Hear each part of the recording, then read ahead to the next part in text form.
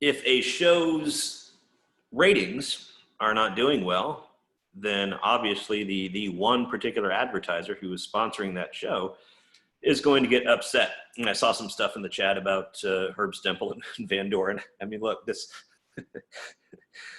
Van Doren was probably good looking for the late 1950s.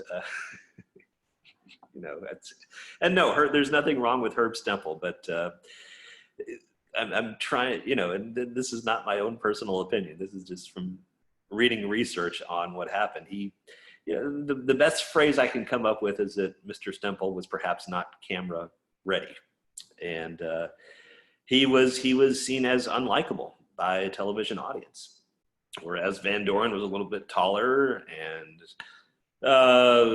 probably looked the part of a TV star, which has always kind of been an issue with game shows, especially folks with returning contestants, because these are not celebrities. These are just average, everyday folks. But Van Doren kind of had the look back then in the late 50s of a TV star. So they kept him on. And eventually they were found out because I think Stempel signed some sort of agreement with the game show and with the network. But eventually he couldn't keep quiet and he let it slip to a reporter who ended up breaking the entire story. And, you know, this was after Van Doren had already collected his money and everything like that. So I don't know that anything really happened to Van Doren or Stempel or any of the producers, but the FCC did get involved and said, look, if you're going to have a contest, and a game show is a contest, we assume that the contest is on the up and up. If it's not on the up and up, you're violating the trust of the viewers. So, you know, no more of this fixing the game to get the right person to win, because you're insulting the intelligence and the kind of the morals of the average American. So after that, they made sure game shows were on the up and up, and shortly after that, it was decided that perhaps one company sponsoring an entire show was not the best idea. If we got multiple companies sponsoring a show, then the power of the advertisers would be spread out a little bit more, and you wouldn't have one particular company so upset that producers might feel that they need to resort to unethical methods in order to keep ratings up. But there was an example of hard selling too. And look, it wasn't the hard selling that led to the controversy with 21. But you can also think about, I think even current radio shows might do this as well. You'll be listening to a radio show or a podcast, and all of a sudden the host or hosts will stop talking or stop the interview, and they'll shift into commercial mode. And, you know, without technically throwing to a commercial like radio and TV programs do, the host will just start talking about a product that happens to be sponsoring the show and talk about it in kind of great detail. So the host suddenly acts as pitchman or pitchwoman for whatever product, one of several products that could be sponsoring the show. I think yeah, go ahead. What's that? What's probably replaced that right now is YouTube. There's a lot of hard selling for YouTubers and their shows where they actually go into using the product. Well, there you go. Yeah. But it's usually more than one sponsor though, right? I mean, yeah. I mean, they'll have different sponsors for different videos, but the hard selling, I mean, is there. Okay.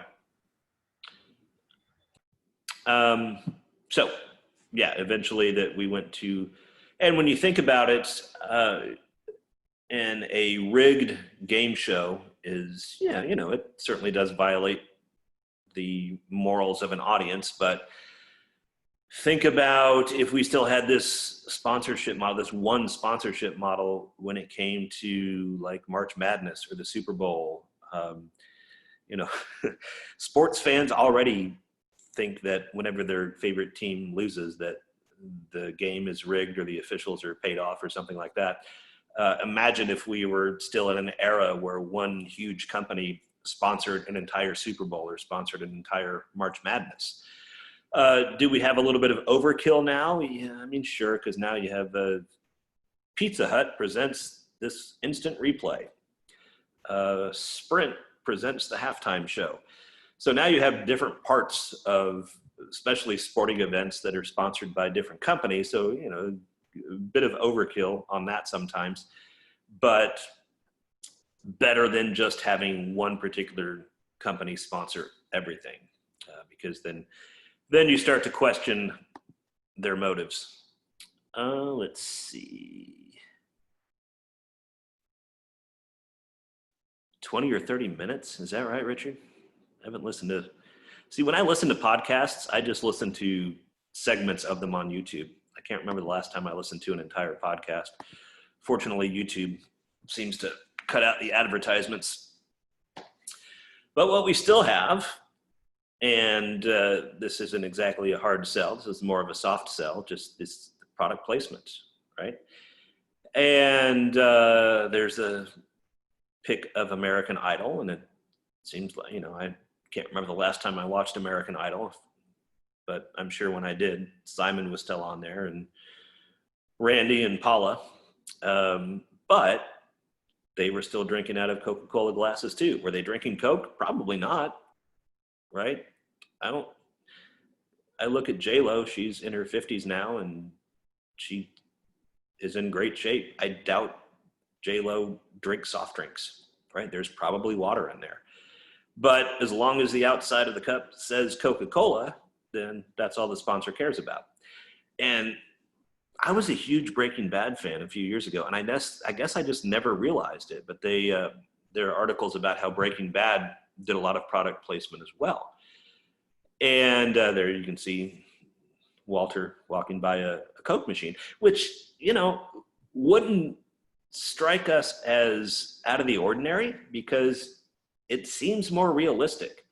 Honestly, I always hated it when I would watch movies or TV shows growing up, and you know, if the characters were sitting around the breakfast table passing around a box of cereal, having some brand generic name on it, like cereal, or you know, as opposed to a brand name that we all know and love, like, you know, just put a box of Frosted Flakes on there, or Cheerios, or something like that.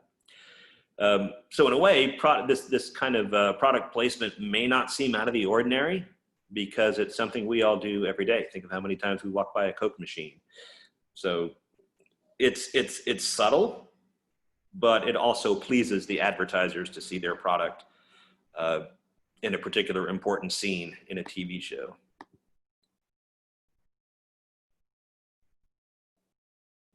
There you go. Yep.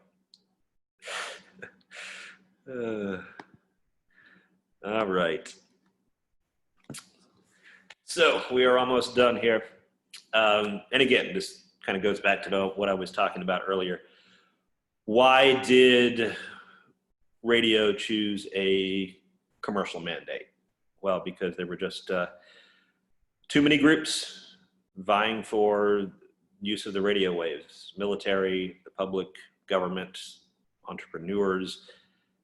So radio decided that its best move would just be for commercial advertising, and that a strict public mandate would not work because, again, too many folks. I mean, this was, especially in the early 1900s, this was like the internet to us in the late 1990s. It was this